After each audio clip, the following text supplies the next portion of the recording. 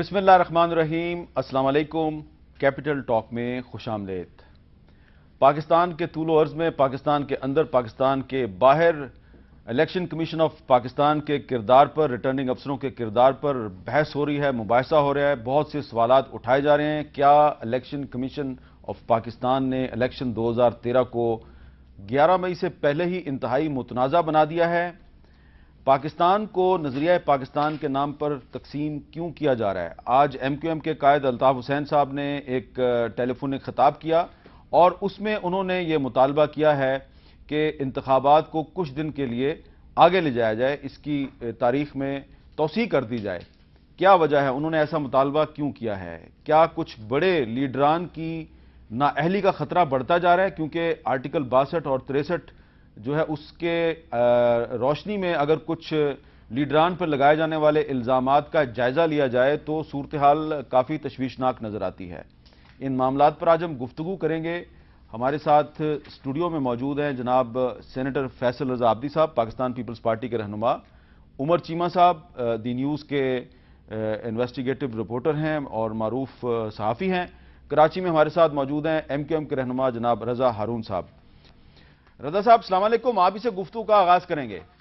جی وعلیکم السلام۔ رضا ہارون صاحب، کچھ ہفتے پہلے جب طاہر القادری صاحب نے آرٹیکل 62 اور 63 کے نفاذ کا مطالبہ کیا اور وہ لانگ مارچ کر کے اسلام آباد تشریف لائے تو اس وقت آپ ان کی حمایت کر رہے تھے، ایم کیو ایم ان کی حمایت کر رہی تھی، پیپلز پارٹی بھی ان کے ساتھ تھی، کاف لیگ بھی ان کے ساتھ تھی، لیکن اب 62-63 کا جب نفاذ شروع ہوا ہے تو سب جماعتیں مل کر 62-63 کے بارے میں اب کہہ رہی ہیں کہ جی یہ جمہوریت کو بدنام کیا جا رہا ہے، الیکشن کو متنازع بنایا جا رہا ہے۔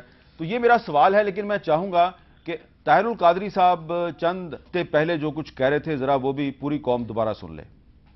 جو الیکشن آئین پاکستان کے آرٹیکل 62, 63 اور 218 کے خلاف ہوگا، that will be unconstitutional, illicit, illegitimate, illegal, immoral, and this election will not possess any kind of constitutional, democratic, legal and moral authority or mandate. ہم اس کو مسترد کر دیں گے۔ تو رضا ہارون صاحب، بڑا ہی سادہ سوال ہے کہ جب طاہر القادری 62-63 کے نفاذ کا مطالبہ کر رہے تھے تو اس وقت ایم ان کو سپورٹ کر رہی تھی، ان کے ساتھ تھی، ان کو کراچی بلایا گیا، ایک مشترکہ جلسہ کیا گیا، اب 62-63 کا نفاذ شروع ہوا، آپ اس کی مخالفت کر رہے ہیں، اتنا بڑا تضاد؟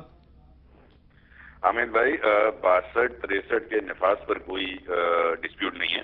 ڈسپیوٹ اس بات پر ہے، اعتراضات اس بات پر ہیں، ریزرویشن یہ ہے کہ 62-63 کے نفاذ کو تضحیک کا ذریعہ نہ بنایا جائے امیدواروں کی، جس طرح کے سوالات کیے جا رہے ہیں اور جو لوگ سوال کر رہے ہیں، مطلب کہہ رہے ہیں لوگ ہوز ٹاکنگ، لوگ مطلب سوال پوچھ کون رہا ہے اور کیا سوال پوچھ رہا ہے۔ اگر سوالات یہ پوچھے جائیں گے کہ آپ جو ہے بڑی بڑی صورتیں سناتے ہیں، مطلب آپ نے مسلمان ثابت کرنا ہے، کسی کو کرسچن ثابت کرنا ہے یا اس کو امیدوار ثابت کرنے کے لیے 62-63 کا نفاذ ہوگا، جو تضحیک کا عمل ہے آروز کی جانب سے، جس طریقے سے ذاتی نوعیت کے سوالات پوچھے جا رہے ہیں، گھریلو زندگی کے حوالے سے پوچھے جا رہے ہیں، بیوی بچوں کے حوالے سے سوالات پوچھے جا رہے ہیں، انتہائی غیر ضروری سوالات ہیں۔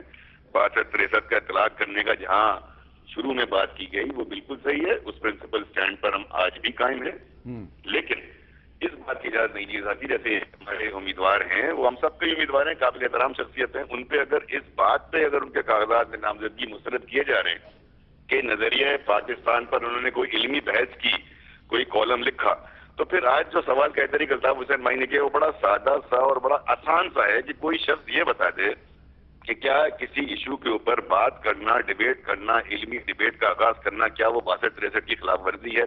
کیا نظریہ پاکستان کہیں آتھینٹک ڈاکیومنٹ کی شکل میں موجود ہے تو وہ دکھا دیا جائے؟ جب یہ تمام چیزیں موجود نہ ہوں تو اس کی بنیاد پر ایسے فیصلے کر کے میں سمجھتا ہوں کہ 62-63 کا مذاق اب بنایا جا رہا ہے۔ جی بالکل صحیح کہہ رہے ہیں، وہ لوگ تو بالکل اپنی جگہ درست ہیں۔ جی اچھا، آپ ہمارے ساتھ اب جیسے ایک بڑی سادہ سی بات حامد بھائی، ایک بات میں آپ سے بڑا کرنا چاہوں گا جس سے تمام اب وہ بیٹھ کر کے جو ہے لوگوں سے نماز جنازہ کے طریقہ کار پوچھ رہے ہیں۔ مطلب مجھے بتا دیں کہ کوئی ایک طریقہ نماز جنازہ جو ہے وہ آج بھائی نے بھی فخر الدین ابراہیم صاحب کو یہی کہا نا کہ ٹیلی ویژن پر آئیں، آ کر قوم کو بتا دیں اور یہ بتا دیں کہ یہ ایک ہی طریقہ ہے اور اسی طریقے سے سب پڑھائی جائیں گی۔ تو اس طرح کے سوالات کر کے ہم خود اپنے الیکشن پروسیس کو کنٹروورشل بنا رہے ہیں، ڈسپیوٹڈ بنا رہے ہیں. اس کو نہیں کرنا چاہیے الیکشن وقت پہ. آپ ذرا پلیز ہمارے ساتھ رہیے گا. اصل رضا عابدی صاحب، کیا الیکشن کمیشن آف پاکستان نے الیکشن 2013 کو متنازع بنا دیا ہے پہلے دن سے؟ فرسٹ تو یہ 62-63 جو ہے، یہ تو 62-63 تو طاہر القادری صاحب لائے تھے اور فاروق نائک صاحب نے ان کے ساتھ مذاکرات کیے تھے، اور قمر زمان قاہرہ صاحب نے بہت جھک کے طاہر القادری صاحب کو اس طرح جفی ڈالی تھی. ہاں یاد ہے آپ کو؟ بالکل قاہرہ صاحب کی جفی. بالکل تو وہی 62-63 اب آپ پہ لاگو ہو رہی ہے. تکلیف کس بات کی اب آپ کو؟ میں یہ سمجھتا ہوں کہ 62-63 جو آئین میں دیا گیا ہے، اگر آپ اسی حساب سے چلتے، دیکھیں کسی کے ایمان پر تو آپ کوئی یقین نہیں رکھتے نا، آپ نہ کسی کو کہہ سکتے ہیں. میں اس میں تھوڑی سی ایک ریسرچ بھی دوں گا آپ کو. نظریہ پاکستان بھی یہ ہے کہ مجھے پاکستان کی سرحدوں کا میں امین بیٹا ہوں، میں اس کے اپنی سرحدوں کی حفاظت کروں گا، سیکیورٹی فورسز کا احترام کروں گا، قانون کے تابع رہوں گا، اللہ اور اس کے رسول پہ ایمان رکھتا ہوں. یہ نظریہ پاکستان ہے. اب اس میں جو ڈھونڈنے کی چیز ہے نا، جو یہ ڈھونڈنا چاہ رہے ہیں علماء دین، اگر مجھے آپ 1-2 منٹ دیں تو علماء دین یا علماء سو؟ علماء دین. علماء دین جو علماء سو ہیں وہ تو آج ڈھونڈ رہے ہیں نا. یہ آئین جو ہے یہ علماء دین نے بنایا ہے. ہاں یہ علماء دین نے بنایا ہے. یہ ہوئی نا بات آپ کی. یہ علماء دین نے بنایا ہے اور وہ ریسرچ میں آج آپ کو دوں گا. ٹھیک ہے. جو علماء سو ہیں وہ اس کو اپنے مقاصد کے لیے استعمال کرنا چاہ رہے ہیں کہ بھائی میری نجی زندگی میں بھی آ جاؤ، ذاتی زندگی میں بھی آ جاؤ، پردے دار زندگی میں بھی آ جاؤ، بے پردہ زندگی میں بھی آ جاؤ، بین الاقوامی زندگی میں آ جاؤ. میں تو ہوں انسان. شیطان بنا ہی انسان کے لیے، اشرف المخلوقات کے لیے شیطان وجود میں آیا ہے، چھپکلی یا سانپ کے لیے نہیں آیا. تو اس کا کام ہی بہکانا ہے. میں بہکوں گا بھی. اچھا جب میں بہکوں گا تو اللہ کی مجھے معافی بھی ہے. میں کسی انسان سے تو معافی نہیں مانگوں گا. یہ اختیار مجھے اللہ نے دیا ہے کہ میں اس سے معافی مانگوں تہہ دل سے اور قبر میں جاؤں. اور قبر کے اندر بھی حساب ہے. اگر قبر میں حساب نہیں ہوتا تو لٹا کے مٹی ڈال دیتے. یہ سلیب کس لیے لگاتے ہیں؟ ٹھیک ہے. ٹھیک ہے. اب آئیں گے ہم ایک ریسرچ کے اوپر. میں اگر اجازت ہوں، 1953 6 مارچ کو پہلا مارشاء اللہ لگا تھا صرف لاہور میں. جی ہاں صرف لاہور میں. اس وقت جو سب سے جنرل اعظم خان نے لگایا. یس بالکل you are right. Justice Muhammad Munir chairman تھے اور جسٹس M.R. کیانی تھے. ایک کمیشن بنا تھا اور کمیشن تشکیل پایا تھا. اس میں جید علماء تھے اور علماء کے نام میں بھی آپ کو بتا دیتا ہوں کہ اس کے اندر جناب قابل احترام علماء مولانا ابو الحسنات محمد احمد قادری صاحب، مولانا محمد علی صاحب، مولانا ابو العلا مودودی صاحب، جناب سراج الدین منیر صاحب، مفتی محمد ادریس صاحب، حافظ کفایت حسین صاحب، مولانا عبد المجید بدیونی صاحب، مولانا محمد علی کانولی صاحب، مولانا امین احسن اصلاحی صاحب. یہ بہت قابل احترام اللہ. اس میں 2 وہ عالم تھے جنہوں نے بڑی مشہور کتابیں لکھی. ایک تفہیم القرآن اور ان کی تھی اصلاحی صاحب کی تدبر القرآن. جی. اس میں بڑا اہم سوال کیا گیا، ہو از مسلم. یہ میرے سامنے تمام علماء کی رپورٹ ہے اور اس کا ایک چھوٹا سا بیان ہے. اچھا اس کے بعد میں اصلاحی صاحب کی ایک الگ سے تشریح دوں گا. علماء سے پوچھے گئے سوال میں کہ مسلمان کون ہوتا ہے، نتیجہ اخذ کیا گیا کوئی بھی 2 علماء کرام یہ نہیں بتا سکے متفقہ طور پہ کہ مسلمان کون ہوتا ہے، بلکہ کمیشن کی تعریف کرتے انہوں نے بتایا کہ اگر ہم اپنے مکتب فکر کے تحت اپنے آپ کو مسلمان قرار دے دیں تو باقیوں کے نزدیک ہم کافر ہو جائیں گے، اور ان کو کافر قرار دے دیں تو وہ ہمیں مسلمان نہیں مانیں گے. یہ ہے. اس میں اصلاحی صاحب کی جو ایک رپورٹ ہے وہ کہتے ہیں there are 2 types of Muslims, one political Muslim and one real Muslim. تو آپ ہم پولیٹیکل مسلم سمجھ لیں. اس قصے کو ختم کریں. قصہ ختم. یس. جسٹس منیر صاحب کو بھی سمجھنا ضروری ہے. جسٹس منیر صاحب کون تھے؟ نظریہ ضرورت کے بانی تھے. چیف جسٹس آف پاکستان کی حیثیت سے انہوں نے پاکستان کے پہلے مارشل لا کو جائز قرار دیا. یہ جنرل ایوب خان کے وزیر قانون بنے. یہ جنرل ایوب خان کے وزیر قانون کی حیثیت سے 1962 میں بنگالی ارکان قومی اسمبلی کے پاس گئے اور ان سے کہا کہ ہم تمہارے ساتھ نہیں رہنا چاہتے، ہمارے سے جان چھڑا لو یا ہمارے ساتھ کنفیڈریشن کر لو. بنگالیوں نے کہا کہ تم اقلیت تو ہم تمہارے ساتھ نہیں رہیں گے. اچھا میں نے یہ کوئی بہت محترم حوالہ نہیں ہے جسٹس منیر. میں نے جو ہے نا یہ کمیشن کی رپورٹ پڑھی. چلیں ٹھیک ہے. میں نے صرف علماء دین کے جو ہے نا ٹھیک ہے ان کے نظریے. اچھا عمر چیمہ صاحب نظریہ پاکستان کو ڈیفائن کر سکتے ہیں آپ؟ میں تو ایاز میر صاحب کے ساتھ پہلے ایک واقعہ ہو چکا ہے. میں تو اب اس بارے میں سوچنا بھی گوارا نہیں کر سکتا کہ میں اس پہ کیا بات کروں. آپ پاکستانی ہیں؟ نہیں میں پاکستانی ہوں. آپ پاکستان کے شہری ہیں؟ میں ہوں، لیکن یہ ہے کہ نظریہ پاکستان کو ڈیفائن کیوں نہیں کر سکتے آپ؟ نہیں میں نہیں کر سکتا جی. آپ نے کالج میں اسکول میں نظریہ پاکستان نہیں پڑھا؟ میں نے نظریہ پاکستان پڑھا ہے، لیکن یہ ہے کہ میری ایک اپنی انٹرپریٹیشن ہے. ضروری نہیں ہے کہ وہ ایک آفیشیل نیریٹو کے ساتھ ملتی ہو. اچھا وہ عمر چیمہ جو بہت ضرورت مند ہے، بہت بہادر، میں یہ آپ کو وہ نظریہ پاکستان کی تشریح سے گھبرا رہا ہے. نظریہ پاکستان کی تشریح جو ایک آفیشیل ہے جو آفیشیل لیول پہ میں اس سے ڈس ایگری کرتا ہوں، لیکن اس کے کیا باوجود آفیشیل لیول پہ میں ایک بڑا فخر اپنے آپ کو ایک آفیشیل تشریح کیا ہے؟ آفیشیل لیول پہ یہی نا کہ دو قومی نظریہ ہے، یعنی کہ اس کی بنیاد پہ پاکستان وجود یہ کہیں لکھا ہوا ہے؟ یہ ہے کہاں لکھا ہوا ہے؟ یہ آئین پاکستان کے اندر حلف کی صورت میں موجود ہے۔ میں صدقے دل سے حلف اٹھاتا ہوں، میں خلوص نیت سے پاکستان کا حامی اور وفادار رہوں گا بحیثیت رکن اسمبلی، کیونکہ وہ رکن اسمبلی بننے جا رہے ہیں نا، اپنے فرائض و کارائے منصبی ایمانداری، انتہائی صلاحیت اور وفاداری کے ساتھ اسلامی جمہوریہ پاکستان کے دستور، قانون، اسمبلی یا سینٹ کے قواعد اور ہمیشہ پاکستان کی خود مختاری سالمیت، استحکام، یکجہتی اور خوشحالی کی خاطر انجام دوں گا۔ تو اس میں تو نظریہ پاکستان کی کوئی تشریح نہیں ہے۔ نہیں، اچھا رضا ہارون صاحب، آپ نظریہ پاکستان کی کوئی تشریح کر سکتے ہیں؟ بے شک آپ اپنی مرضی کی کر دیں۔ میں مختلف کتابوں کے ریفرنس دے سکتا ہوں، نظریہ پاکستان میں نے آج تک کہیں آفیشیل نہیں پڑھا، اسی لیے آج بڑی کیٹیگوریکل یہ بات کی گئی ہے کہ جب کسی کی ڈیبیٹ ہو رہی ہو تو سپریم کورٹ موجود ہے، ماشاءاللہ سے ہماری پارلیمنٹ وجود میں ہے، یہ اب ایک دفعہ ڈیفائن کر دیں اس قوم کے لیے، بڑے معتبر لوگ بیٹھے ہیں، آپ بھی ہیں، کوئی ایسی ڈاکومنٹ، دیکھیں دو قومی نظریہ بالکل ڈفرینٹ چیز ہے، اس کا نظریہ پاکستان نہیں ہے، وہ تو نظریہ بنا ہندوستان کی تقسیم کا، وہ پاکستان کے وجود کا نہیں ہے۔ نظریہ پاکستان جو آئین میں لکھا گیا ہے، یہ کس کی ڈیفینیشن ہے، کس فرد واحد کا نظریہ ہے، وہ بھی سامنے لایا جائے، اور آج یہی سوال اٹھایا جا رہا ہے کہ جب اس بنیاد پر ایک سٹنگ جج آر او جو ہے وہ اس کو کہہ سکتا ہے، مسئلے تو اس سے پوچھا جائے کہ بھائی تو بتا دے، آپ بتا دیں کیا ہے، آج اس کو آفیشیل کر لیتے ہیں، ہم اور آپ مل کے کر لیتے ہیں، پارلیمنٹ کر لیتی ہے، سپریم کورٹ کر لیتی ہے، اس ملک کا بڑا بھلا ہو جائے گا۔ نہیں، میرا خیال ہے کہ یہ جو آرٹیکل 62 کی سب کلوز ایچ ہے، اس میں کہا گیا ہے کہ ایسا شخص جس نے قیام پاکستان کے بعد ملک کی سالمیت کے خلاف کام کیا ہو یا نظریہ پاکستان کی مخالفت کی ہو، وہ پارلیمنٹ کا ممبر نہیں بن سکتا۔ تو صرف نظریہ پاکستان کا ذکر ہے، نظریہ پاکستان کی تشریح نہیں ہے۔ تو آپ کے خیال میں رضا ہارون صاحب، علامہ اقبال اور قائد اعظم کی سوچ، ان کے نظریات، یہی نظریہ پاکستان ہے؟ ان کے دوست ہمارے دوست، ان کے دشمن ہمارے دشمن؟ جتنے بانیان پاکستان ہیں، قائد اعظم محمد علی جناح صاحب ہوں، علامہ اقبال صاحب ہوں، چودھری رحمت علی صاحب ہوں، سر سید احمد خان صاحب ہوں، ان سب کو پڑھ لیں، ان سب کے ساتھ ان کی تعلیمات سامنے رکھ لیں۔ قائد اعظم صاحب کی اگر آپ 11 اگست کی تقریر رکھ لیں، ہاں، ان سب کو ملا کر ایک ڈاکومنٹ تشکیل دے دیں، ماشاءاللہ 11 اگست کام کرتی ہے۔ 11 اگست کی بھی یہ آفیشیل ہوگا، آج اچھا، کے بعد میرا رضا ہارون نہیں صاحب، ہوگا، حامد میر کا نہیں ہوگا، بالکل ٹھیک ہے، محمد صاحب کا نہیں ہوگا، ایک آفیشیل ہوگا۔ 11 اگست کی بھی، قائد اعظم کی تقریر 11 اگست کی بھی اور 14 اگست کی بھی، اور ساتھ ہی ساتھ پھر ہمیں یہ بھی ماننا ہوگا کہ جو علامہ اقبال اور قائد اعظم کا دوست، وہ ہمارا دوست، جو ان کا مخالف تھا، جس نے قائد اعظم اور علامہ اقبال کی مخالفت کی، وہ پاکستان کا مخالف ہے، اور ان لوگوں کو آج یہ حق نہیں ہونا چاہیے کہ وہ ہمیں بتائیں کہ اچھا پاکستانی اور مسلمان کون ہوتا ہے۔ ایگریڈ؟ ایگریڈ، اور وہ لوگ بھی جو قائد اعظم صاحب کو القابات دیا کرتے تھے جناح صاحب کے لیے، اور جو کہتے تھے پاکستان نہ پاکستان ہے، پھر ڈیفینیشن ہو جائے، پھر طے ہو جائے، لکیر کھنچ جائے، لکیر کے اس طرف کون ہے، اور پھر ایک ڈیفینیشن بہت ضروری ہے۔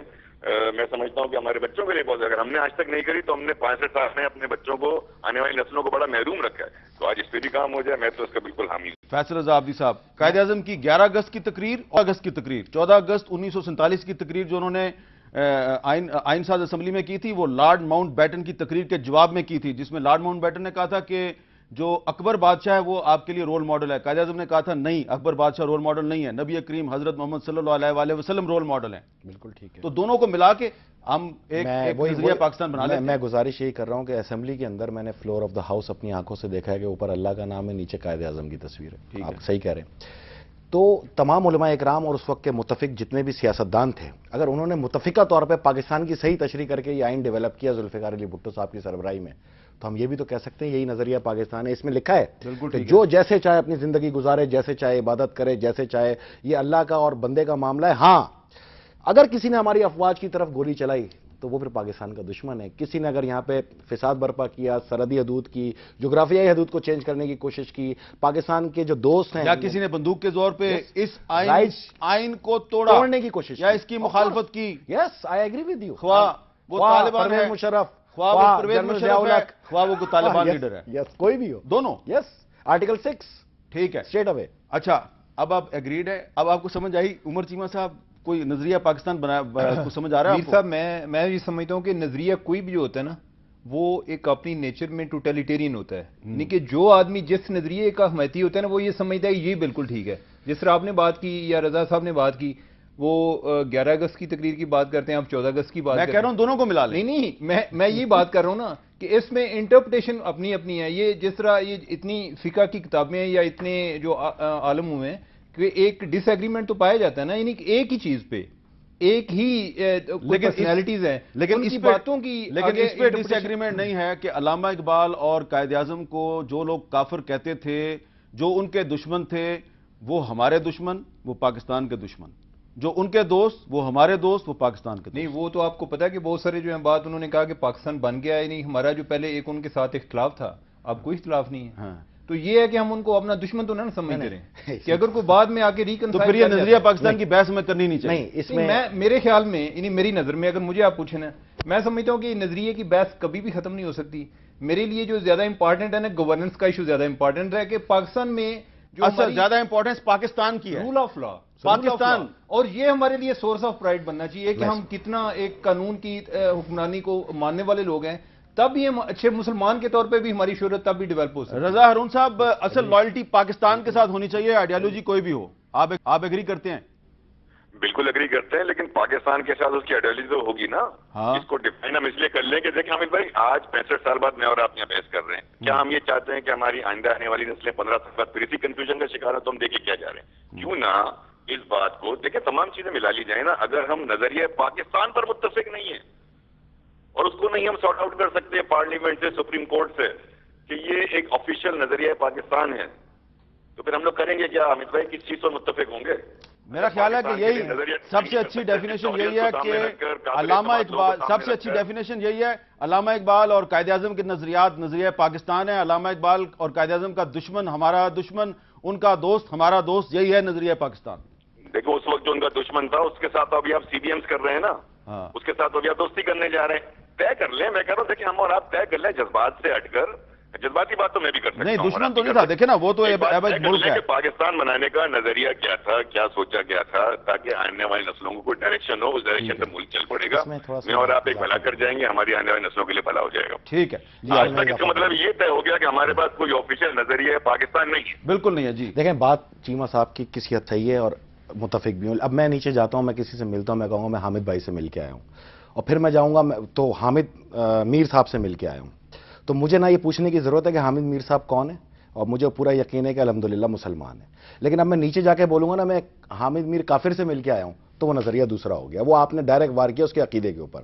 عقیدے کی جنگ کسی کے بس کی ملکیت نہیں ہے، یہ اللہ کی ملکیت ہے اور سرکار دو عالم صلی اللہ علیہ وسلم کے عشق کی محبت کی ہے. آپ جو کہتے ہیں نا پاکستان کا مطلب کیا، لا الہ الا اللہ ہے نا، اس کو پورا کرنا پڑے گا ہمیں. آپ کو پتہ ہی ہے کیا، یہ اصغر سودائی صاحب کی نظم ہے جو وہ تحریک پاکستان میں مسلم لیگ کے جلسوں میں یہ نظم اکثر پڑھی گئی. بالکل. اب ہم اس کو پورا کر لیں نا اگر، کہ پاکستان کا مطلب کیا، لا الہ الا اللہ محمد الرسول اللہ، تو بس کمپلیٹ ہو گیا نظر. یعنی کہ محمد رسول اللہ پہ سب متفق ہیں. آف کورس ہیں، تھے نہیں ہیں. چلیں ٹھیک ہے، اس پہ چلیں، اتنا تو اتفاق ہوا.